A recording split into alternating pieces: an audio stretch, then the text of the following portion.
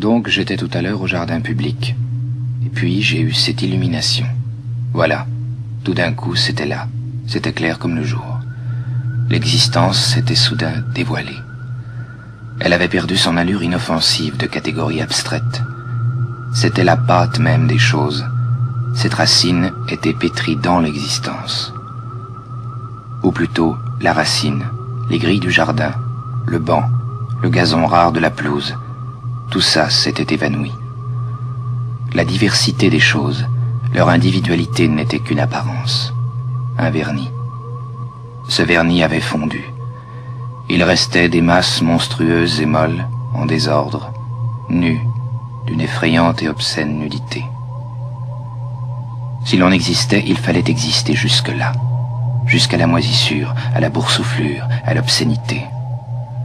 Dans un autre monde, les cercles, les airs de musique gardent leurs lignes pures et rigides. Mais l'existence est un fléchissement. Nous étions un tas d'existants gênés, embarrassés de nous-mêmes. Nous n'avions pas la moindre raison d'être là, ni les uns ni les autres.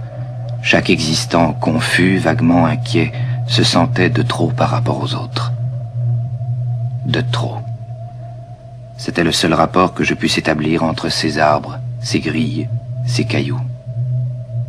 Et moi, veule, alangui, obscène, digérant, ballottant de mornes pensées, moi aussi, j'étais de trop.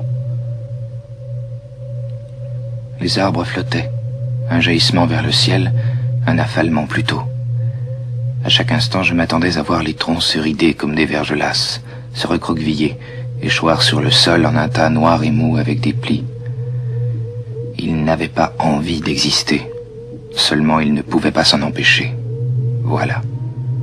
Alors ils faisaient toute leur petite cuisine doucement, sans entrain.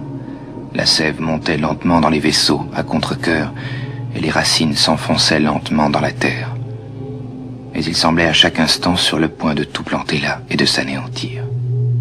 Là et vieux, ils continuaient d'exister de mauvaise grâce, simplement parce qu'ils étaient trop faibles pour mourir, parce que la mort ne pouvait leur venir que de l'extérieur.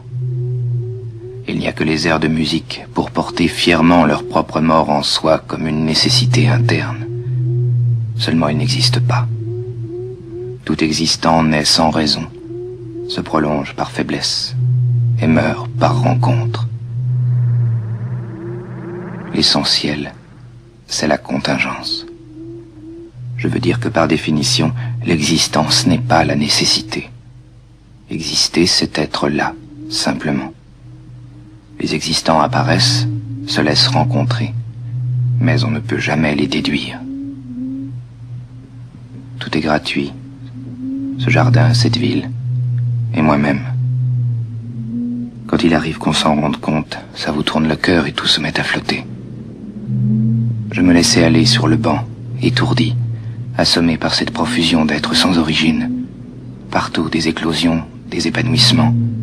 Mes oreilles bourdonnaient d'existence.